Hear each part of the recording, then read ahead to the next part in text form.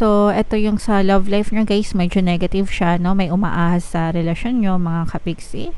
So, pag sinabing umaahas, traidor, may tumatraidor sa relationship nyo.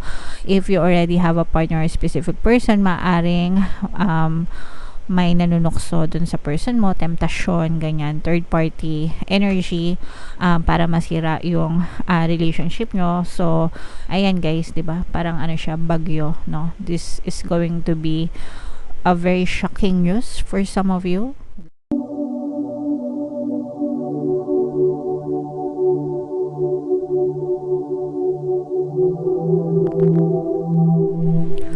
Hello guys, hello Leo. Welcome back to Pinay Pixie Tarot. Ang pamagat ng episode natin for tonight is OOTM, Oracle of the Month, para ngayong February, para sa Leo, Sun, Moon, Rising Sign, and Venus. Meron tayong tatlong set ng decks dito guys. Ito yung para sa spiritual messages, ito yung para sa life messages, and then ito naman yung para sa love life, mga kapiksi. Combination ng positive and negative energy. General reading lang guys. Pwede mag-resonate, pwedeng hindi. Comment down below guys if naka-resonate kayo sa mga mensahe para sa inyo. So, unahin natin yung spiritual message guys. Okay, basahin natin. I-close up lang natin mga kapiksi para mabasa natin lahat. Nahirapan ako magbasa. I witness the darkness and call on the light with my prayer. Thank you, universe, for guiding me to perceive this fear through the eyes of the teacher of love. So, ito guys, tinuturuan tayo na dito, no, with this message na regardless kahit gaano kahirap ng buhay natin, di ba? Witness the darkness and call on the light.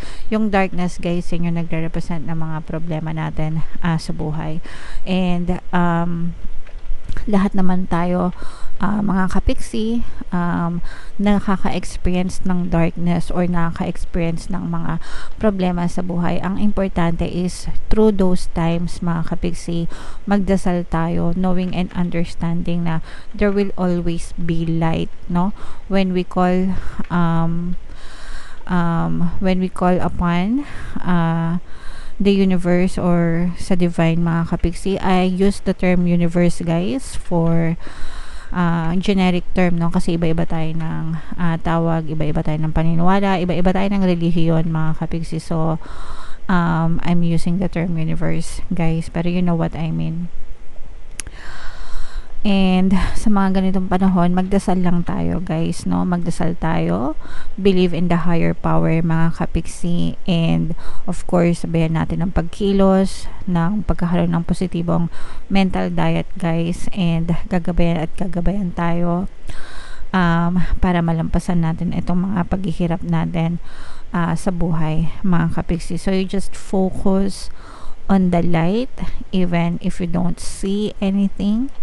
Kahit na puro darkness yung nakikita nyo, eventually kapag nagtuloy-tuloy kayo through the darkness, you will see the light, diba, at the end of the tunnel. So imagine niyo, nasa tunnel kayo, diba, pag nasa loob ng tunnel, madilim, walang liwanag, wala kayong nakikita, pero pag narating nyo yung dulo ng tunnel, nandun yung liwanag, there will always be light, mga kapiksi. Okay? So, kailangan na positive pa rin yung perception nyo regardless kahit na negative yung experiences nyo sa buhay. Wag na wag susuko, wag na wag mag-give up, mga kapiksi. There will always be light at the end of the tunnel. Okay? So, yan yung mensahe para sa inyo. Spiritual message, guys. Yung next na mensahe para sa inyo is life messages naman, Leo. Comment down below guys kung saan kayo nakaka-resonate, no? Habang sinashuffle ko to guys, panoorin nyo muna tong video natin regarding sa ating paano mag-manifest ng abundance video course. Kapiksi, sawa ka na ba sa mga struggles at hirap sa buhay mo? Masipag ka ba at masikap sa buhay ngunit hindi ka pa rin umaasenso? Ilang beses ka na bang nag-attempt magnegosyo at mag-invest pero palagi ka pa rin nalulugi? Sa pagkakataon na ito ay maaaring may subconscious beliefs ka na nagiging balakid sa iyong pag-unlad at pagyaman. Introducing, paano mag-manifest ng abundance video course.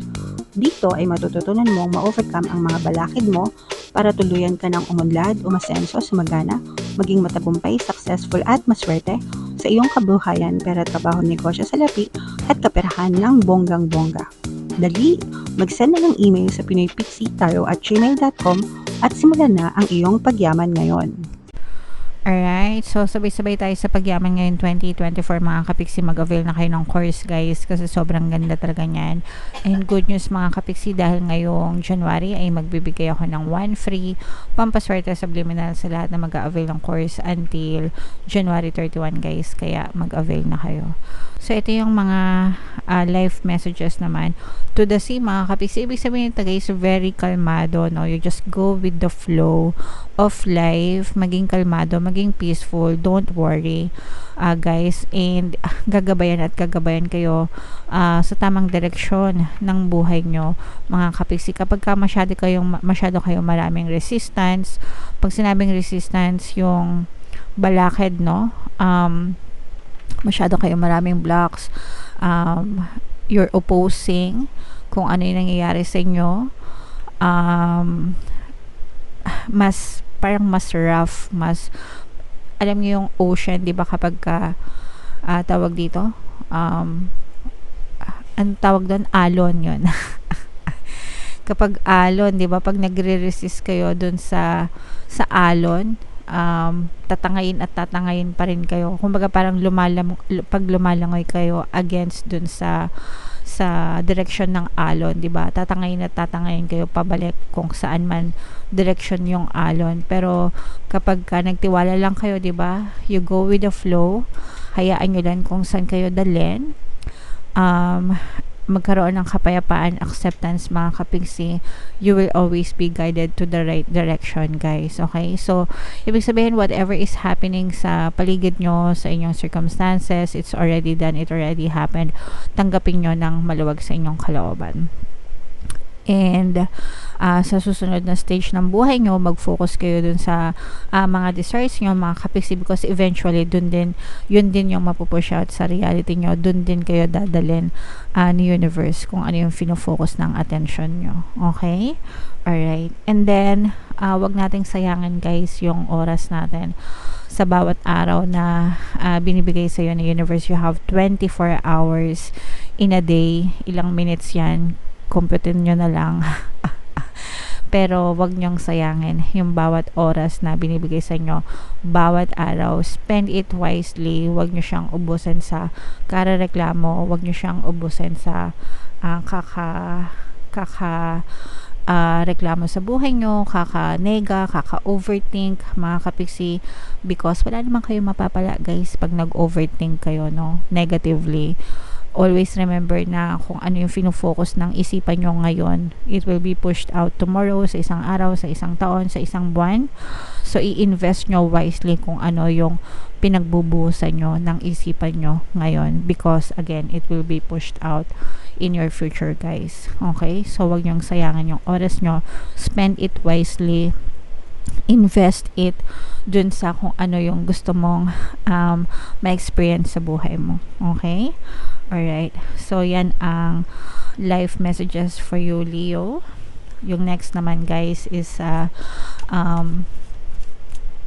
ito naman sa love life mga kapiksi. So habang sinashuffle natin to guys, naka-flash sa screen nyo yung ating email coaching, manifest your desires using the law of attraction. If meron kayong mga specific na gusto nyong i-manifest, pwedeng love and relationship mga kapiksi, pwedeng money or career, pwede kayong magpabook ng email coaching session with me.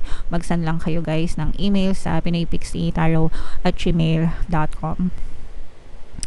So, ito yung sa love life nyo guys, medyo negative siya, no? May umaahas sa relasyon nyo mga kapiksi.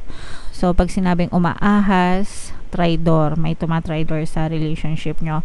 If you already have a partner or specific person, maaring may nanunukso dun sa person mo, temptasyon, ganyan, third party energy para masira yung relationship nyo. So, ayan guys, 'di ba? Parang ano siya, bagyo, no? This is going to be a very shocking news for some of you, lalo na kung first time nyo, hindi kayo sanay.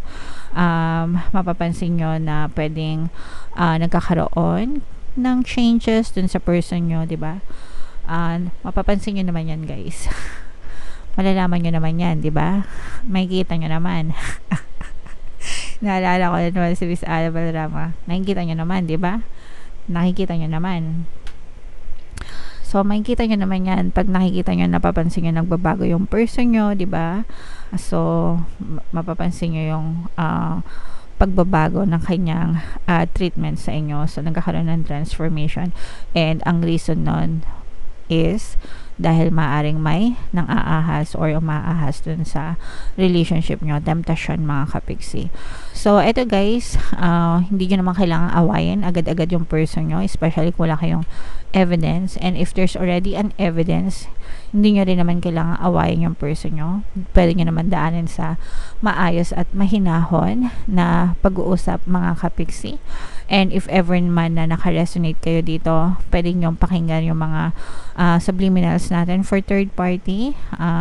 Kung gusto nyo lang naman na maayos yung relationship nyo, no? So, meron tayong pampawala ng kabit or third party, pampawala ng balakid, para ikaw yung piliin, at saka pampaloyal. So, yung apat na subliminals yan na yan yung pinaka-the best combo if ever na ang inyong relationship ay nagkakaroon ng third party mga kapiksi. So, para ikaw yung piliin ng person mo and mawala yung third party dun sa inyong relationship. Okay?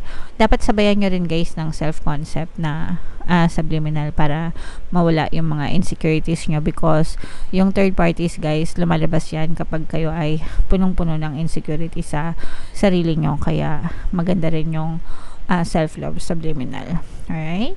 So, yeah. Comment down below, guys, kung feeling nyo naka-resonate kayo. Saan ba kayo naka-resonate na mensahe? Dito ba sa spiritual? Dito ba sa life? Or dito ba sa love life, guys? Comment down below, mga kapiksi. And ito yung ating mga pampaswerte subliminal, guys. Pakinggan nyo na, no? Para maging maswerte talaga kayo. And ito naman yung ating success stories ng paano mag-manifest ng abundance video course. Click here to subscribe, guys, and click here to join our membership program. Thank you for liking, sharing, and subscribing. See you again next time. I love you all, guys. Have a nice day. Bye-bye.